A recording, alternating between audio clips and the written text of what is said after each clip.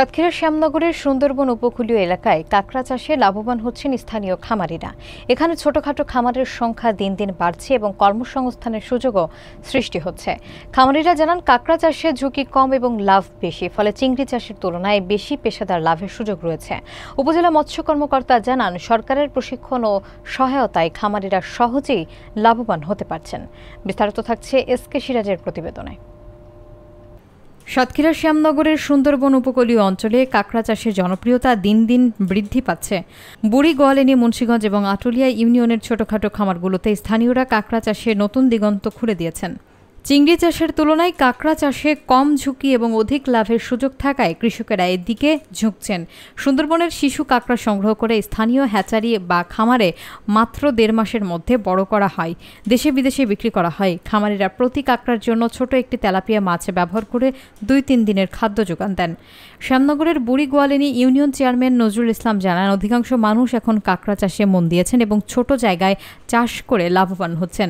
উপজেলা মৎস্য কর্মকর্তা তৌহিদ হাসান জানান, খামারিদের হাতে কলমে প্রশিক্ষণ প্রদান করা হচ্ছে যাতে তারা সহজে লাভবান হতে পারেন। স্থানীয় খামারিরা সরকার থেকে সহায়তা পেলে খামারের সংখ্যা আরও বৃদ্ধি পাবে বলে আশা প্রকাশ করেছেন।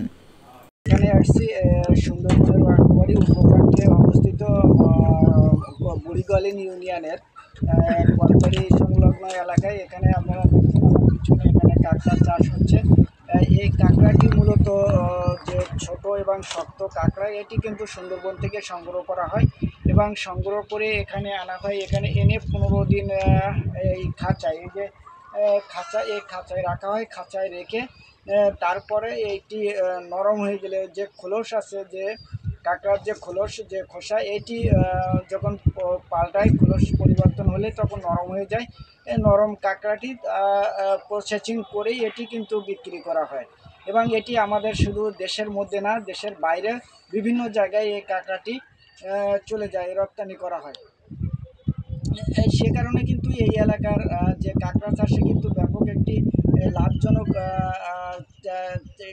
চাষে পরিণত হয়েছে, ব্যবসায় পরিণত হয়েছে এবং এই এলাকার মানুষ কিন্তু এই কাঁকড়া চাষে ঝুঁকে পড়ছে এবং এখানের স্থানীয় অনেক মানুষের কিন্তু কর্মসংস্থানের ব্যবস্থা হয়েছে। এমনটি আমরা এই কাঁকড়া চাষি, বিশেষ করে আমাদের শ্যামনগর উপজেলার বুড়ি, গোয়ালিনী ইউনিয়নের যে অঞ্চলগুলো আছে, এখানে কিন্তু আপনার দেখতে পাচ্ছেন যে কাঁকড়াগুলো চাষ হচ্ছে, এগুলো কিন্তু বক্সের মাধ্যমে কিন্তু এগুলো চাষ করা হয়।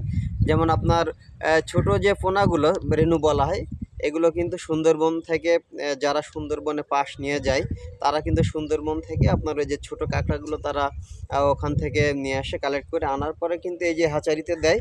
এখানে আপনার যে বক্স দেখতে পাচ্ছেন আপনারা, এই বক্সের ভিতরে কিন্তু ওই কাঁকড়াগুলোকে প্রথমে স্টেজে দেওয়া হয়। দেওয়ার পরে এখানে কিন্তু আপনার বিভিন্ন ধরনের খাদ্য বলতে বিশেষ করে তেলাপিয়া মাছটা, এই তেলাপিয়া মাছটা কেটে কিন্তু এই বক্সের ভিতরে দেওয়া হয়।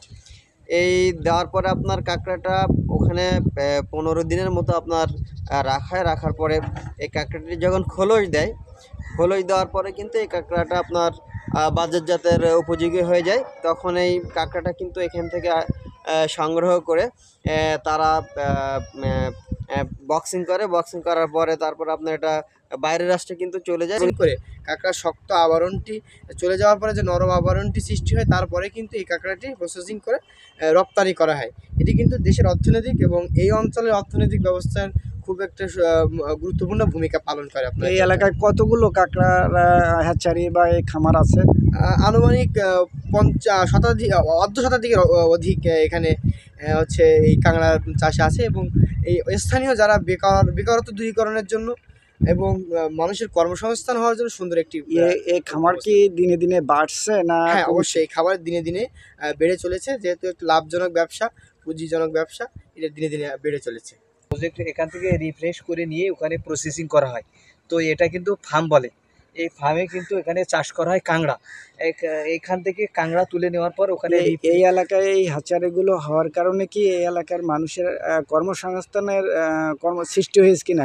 হ্যাঁ, এখানে এই এলাকায় এই ফার্ম হওয়ার পরে